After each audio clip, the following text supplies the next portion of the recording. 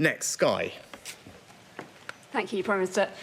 5 years ago, the then Home Secretary Sajid Javid said he was going to make this route unviable. Since then, we've seen tens of thousands of people in the last 5 years. Where do you think your predecessors went wrong?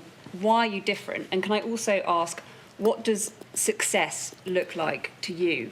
Will you be setting targets for where you want the numbers to be in a year's time? So this is not about dwelling on the past, because the situation has just got far worse.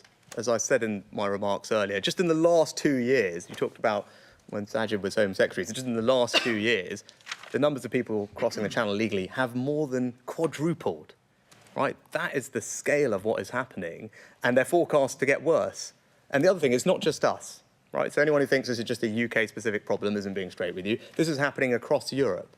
Right, Europe last year saw something like 63% increase in the numbers of illegal migrants, one of the highest numbers they've experienced in almost a decade. And that's because globally, this is a challenge.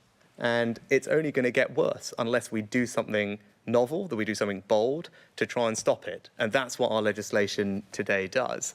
Now, success is us stopping the boats. Success is us having a system that people come here illegally are returned back to their own country where it's safe, or an alternative. And if we can get that working, as I'm confident that we will be able to, as we already are with Albania, we will see the numbers come down, because people will see that it is not worth their while to risk their lives, to pay gangs thousands of pounds for something that ends up not what they expect. And that is the system that we're going to deliver. Now, we've always said, as I've said to the questions earlier, there's no one silver bullet to this. Right? So not only do we need the legislation to be implemented, and make sure that we can implement that as quickly as possible. We also need to cooperate with our allies. We need to make sure that we keep signing returns agreements. We need to step up what we're doing on immigration enforcement, as we are, and raids are increasing dramatically. So those are all the different things that we need to do, and we're going to do all of them. We're firing on all cylinders to grip this problem, and people can judge us on our results.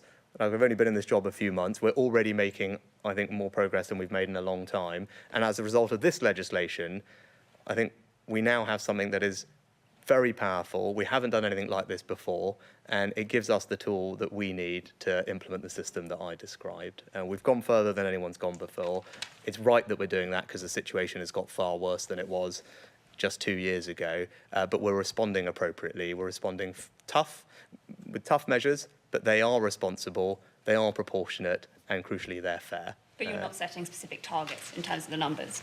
Well, I think people will judge us on our results. And as I said, we're already seeing the results. Illegal migration rates up 50% since we announced the proposals to do that with Robert at the end of last year. Already hundreds of people being returned to Albania. We're getting the asylum backlog down as well, down by 6,000 just in the last couple of months since we've improved all the processes there. New deal with the French at the end of last year, hopefully further cooperation to come. We promised new legislation. I'm standing here today with the Home Secretary introducing it. So we are continuing to deliver the things that we said, and I'm highly confident that as we keep moving forward, people will see a big difference on this.